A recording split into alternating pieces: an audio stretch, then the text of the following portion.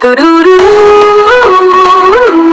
ಹೋ ಲಾ ಲಾ ಲಾ ಲಾ ಲಾ ಲಾ ತುರುರು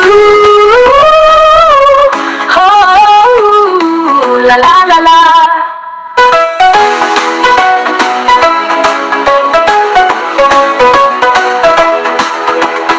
ಎಲ್ಲ ಕಂದು ಬಣ್ಣವನ್ನು ತೊಳೆದು ಒದ್ದೆಯಾದ ಭೂಮಿಯ ವಾಸನೆಯು ಗಾಳಿಯನ್ನು ತುಂಬುತ್ತದೆ.